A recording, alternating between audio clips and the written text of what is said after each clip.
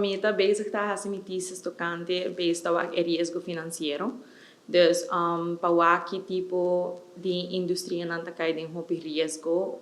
financiamento. Dus para actually dengue isso derruba vendo que o Covid acaba e passa, que risco a companhia não que a passa dentro financeiramente, que não aloga não cresce ou expandir. E também para que indústria na Aruba também tem problema não com nota bezig te draai de bom para certo motivo não com interna que tá passa com não.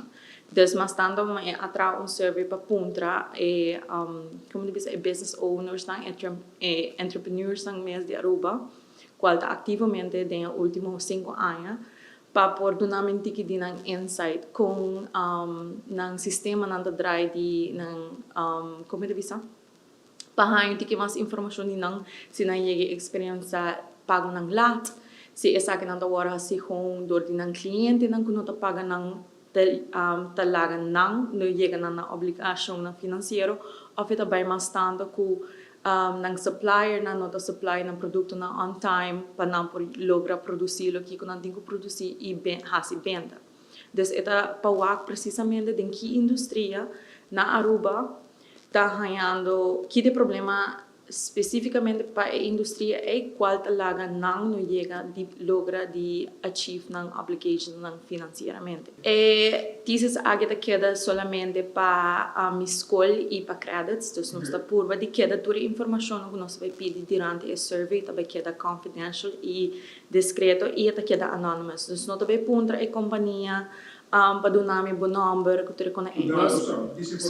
mi mestiere para informação não gosto do nome mas não importa quanto bota gana per jaar pero eta como tu bisa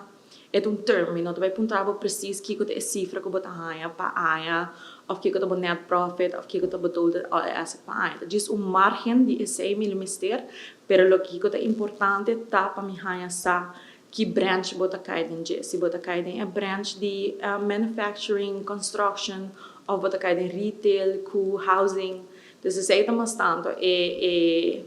do qual me essa estamos tanto para essa informação de branches na. Dus que específica indústria tem específica como de bisa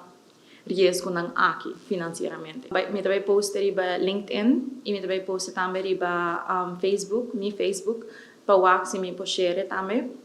para mas tanto ingericht para indústria nang, dus entrepreneurs dan die indústria na aqui por subir anto jena e survey aqui.